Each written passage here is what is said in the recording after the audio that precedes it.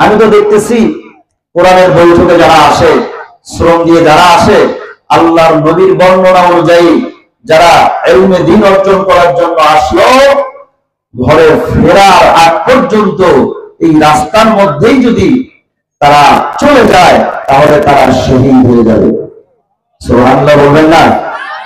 বাড়িতে ফেরার আগ পর্যন্ত এই রাস্তায় যদি তারা চলে যায় তারা কি হবে? তাহলে শহীদের মর্যাদা। সুবহানাল্লাহ বলবেন না? ইলম অর্জন করার জন্য আমরা যদি আসি, আমাদের জন্য আল্লাহর যত মাখলুকাত আছে, মৎস্য জীব পর্যন্ত আমাদের মাখলুক, যত আল্লাহর মাখলুক আছে, সমস্ত মাখলুক এই বান্দার জন্য আল্লাহর কাছে মাগফিরাতের দোয়া করতে থাকে। সুবহানাল্লাহ। এই জন্য আপনার খুশি না বেজার? এখন বেজার বসে রয়েছেন? অনেকে যে কথা বলছেন না, তারা মনে হয় কম খুশি। সবাই একটু খুশি আওয়াজ দেন।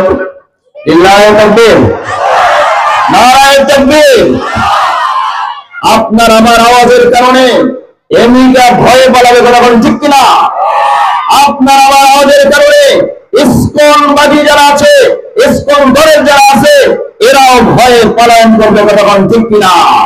বাংলার জমিনে উঠে আসবে ইনশাআল্লাহ। মনে রাখবেন, ইসকন হিন্দুদের একটা দল। এই দলটা তৈরি হয়েছে মুসলমানদেরকে ধ্বংস করার জন্য। এটা বাংলার জমিনে বিভিন্ন কিনারায়, গ্রাম মহল্লায় ঘিরে বসে। সাবধান হয়ে যান। আমাদের ওলামায়ে কেরাম বিভিন্ন কনফারেন্সের মাধ্যমে 10 বছরের আগে বেশি থেকে বলে আসতেছে, এদের থেকে সাবধান। আজকে তাদের মুখোশ উন্মোচন হয়েছে, বলুন ঠিক কিনা? এই জন্য তাকবীরের আওয়াজ উঠাইতে হবে। তাওহীদের বানিয়া আমরা যদি তাকবীরের আওয়াজ তুলি, ইসকন পালাইতে বাধ্য হবে, কথা বলেন ঠিক কিনা? ইনশাআল্লাহ তাওহীদের বানিয়া ঈমানদার যদি একটা আওয়াজ দেয়, যেরকম দিয়েছিল নমরুদ যখন নিজেকে খোদার সমতুল্য মনে করেছিল, তখন আল্লাহ তাআলা তার এগেইনস্টে, তার পাল্টা এই পৃথিবীর জমিনে আল্লাহ তাআলা একজন পয়গম্বর নাযিল করলেন। পয়গম্বর পাঠাইলেন হযরত ইব্রাহিম আলাইহিস সালাম। হযরত ইব্রাহিম আলাইহিস সালাম যখন তাকবীরের আওয়াজ তুললেন, তাওহীদের বানিয়া তাকবীরের আওয়াজ তুললেন, হযরত ইব্রাহিম আলাইহিস সালামের তাকবীরের আওয়াজের কারণে নমরুদের খোদাই খায়েশ ল্যাংড়া মশা দ্বারা শেষ হয়ে গেল। ফিরাউন যখন নিজেকে আরাবাতুকুল আরাবাতে দাবি করলো, তার এগেইনস্টে আল্লাহ সুবহানাহু ওয়া তাআলা একজন পয়গম্বর দুনিয়ার জন্য পাঠিয়ে দিলেন, হযরত মূসা পয়গম্বর। হযরত মূসা পয়গম্বর যখন তাকবীরের আওয়াজ তুললেন, তাওহীদের বানিয়া তাকবীরের আওয়াজ তুললেন, তখন ফিরাউনের খোদাই খায়েশ নীল নদের পানিতে জুবা চুবা শেষ হয়ে গেল। এইরকম ভাবে তাসলিমা নাসরিন যখন বাংলার জমিনে আল্লাহর বিরুদ্ধে কথা বলা শুরু করলো, কোরআনের বিরুদ্ধে কথা বলা শুরু করলো, পর্দার বিরুদ্ধে কথা বলা শুরু করলো, ঢাকার মুসলমান সহ সারা বাংলার মুসলমান যখন তাকবীরের আওয়াজ তুললেন, তখন এই তাসলিমা নাসরিন বাংলাদেশ থেকে বোরকা পরে বাংলাদেশ ছাড়তে বাধ্য হয়েছিল, এখন ঠিক কিনা? চিল্লাবে বলতে ঠিক কিনা? এজন্য মুসলমানের ইমানি আওয়াজ যেখানে আছে সেখানে আমেরিকা ফেল, কথা ঠিক কিনা? আল্লাহ তাআলা আমাদের সবাইকে কবুল করেন, বলেন আমিন। ওই ইমানদারগণ, এ নবীর উম্মতের দল, কোন ইমানদার যখন একবার সুবহানাল্লাহর আওয়াজ দেয়, আমার আল্লাহ তাআলা ওই বান্দার জন্য জান্নাতের মধ্যে একটা ফলের গাছ তৈরি করে দেন।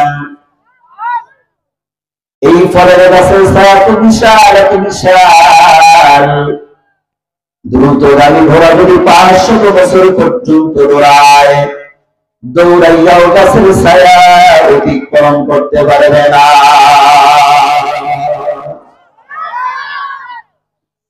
কোন ইমানদারের জবান দিয়ে একবার যদি আলহামদুলিল্লাহ দেয়, আল্লাহ তাআলা ডাকে বলেন, বান্দারে আমি আল্লাহ খুশি হইয়া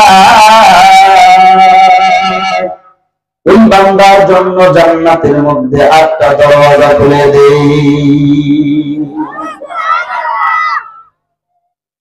এজন্য বেশি বেশি 1 নম্বর সবর। আমি মনে করি ও বান্দা, আমি আজকে আপনাদেরকে ওয়াজ করতেছি না, এরে নবীর উম্মতের দল, এই যুবক, আমি আজকে নিজে নিজেকে ওয়াজ করতেছি, আমি আজকে নিজে নিজেকে নসিহত করতেছি। আমি আজকে এই জায়গায় যতগুলো আলোচনা করব, আমি মনে করবো সবগুলো আমি নিজেকে আলোচনা করতেছি।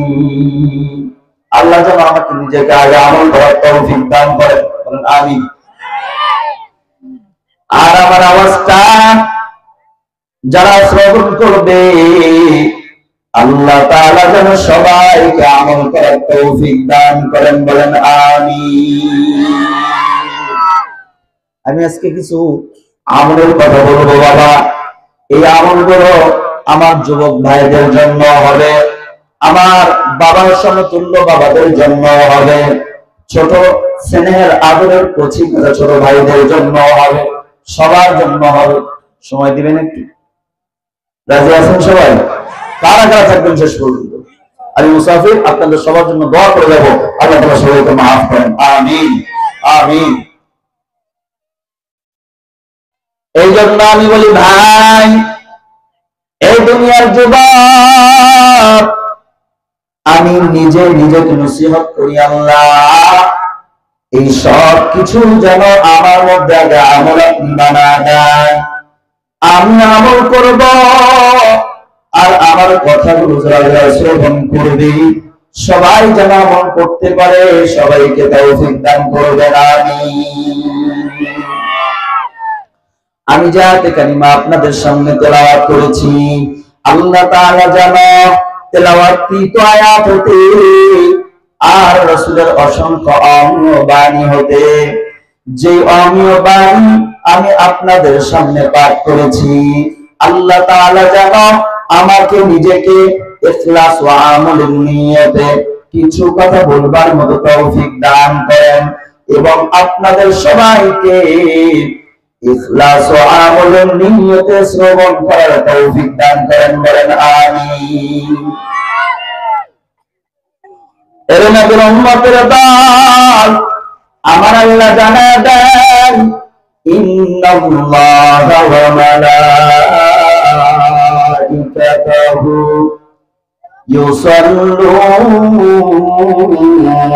আলান নবী